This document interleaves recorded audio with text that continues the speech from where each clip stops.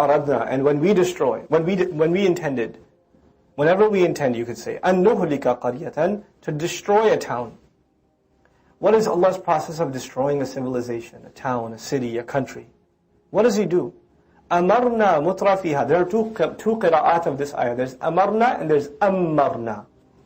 With a shadda. أَمَرْنَا and أَمَّرْنَا. أَمَرْنَا means we command.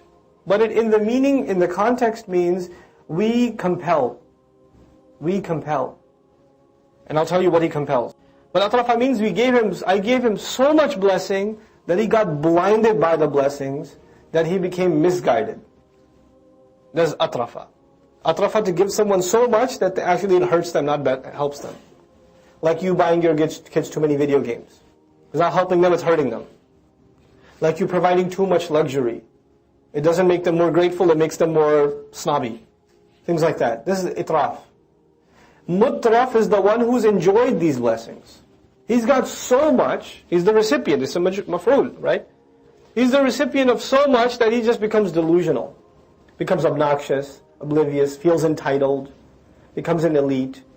The financial elite in a society, do they feel entitled? Do they feel themselves higher than others? They start spending money in like all kinds of vanities, and then all kinds of evil things. They become, and also what happens is they become a standard for everybody else. I want to be like them. Because they had the show on TV where they were giving a tour of their mansion. And they have, they're in this movie and that movie. And they're in this scandal and that scandal. Oh my God. For example, in our society, the entertainment elite is involved with. The entertainment elite is a kind of mutrafin. Whatever they're involved in, guess what the average person wants to be involved in? Those things. I wish I could do those things. Right? So they become a standard for corruption for the entire society. Allah says, I compel its elite, its financial elite, mutrafiha, فَفَسَقُوا فِيهَا. And as a result of me compelling them, I set them on a course, and what do? They create a lot of corruption in the land. But the second meaning is even more powerful. أَمَّرْنَا مُتْرَفِيهَا. We give authority to the financial elite. Please understand what that means. In a government, any office, whether it's the presidency, whether it's the governorship, whether it's the secretary or the minister of defense, all of these are public servants. Isn't that true? They're public servants. Public servant means that your first obligation is to who? The public. You're not in office for yourself, you're in office for others. It's the selfless job position.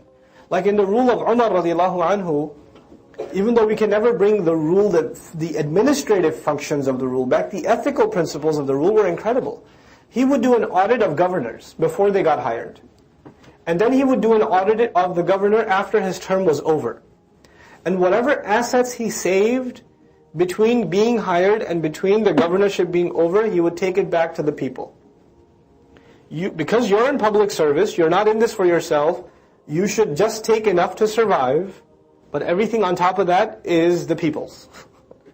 In other words, he took incentive away from public service for people that are in it for what? Themselves. You really have to be in it for the people to want to get involved, because if you're in it for yourself, then it's all going to get taken away from you anyway. The audit's coming around the corner. Is this a problem today in government? All government. People go get a government job, why? The money. For themselves. Oh, it's got the best benefits. All these riots are happening and protests are happening. And on the one hand, I do sympathize with labor unions to some extent. But there's another dimension of it. The other dimension of it, man, you don't have to do any work. And you got your pension set, you can walk in 3 hours late. Once you're tenured as a government employee, you don't have to do anything. You ever go into like a government office, especially a federal office, you see how lax people are? And this requires more paperwork. Okay, what paperwork? Make another appointment. Call this. They don't want to help you. They're just not used to doing work. But at the highest levels too. Now imagine the financially most well-off, the millionaire, billionaire. He becomes government. Or these people become government. What are they going to do with governmental power? They're going to expand their already existing financial empire. So they will sign contracts, they will work with lobby groups, they will involve themselves in these kinds of things where they know after they retire, after they leave public office, they can make a lot of money. You know, a lot of government officials, once they retire, you know what they do, right?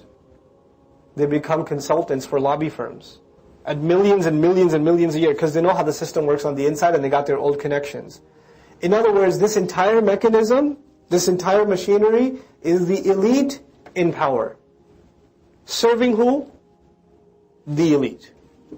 Serving the elite. When this happens, does corruption spread in the land? Absolutely. It doesn't matter if it's a kingdom, it doesn't matter if it's a democracy of the United States, it doesn't matter what country it is. These are universal social and ethical political science principles. Okay?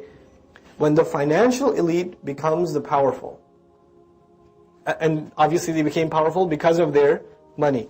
You can already tell there's something wrong with the electorate system when the candidate with the most money has the opportunity to get his word out the most.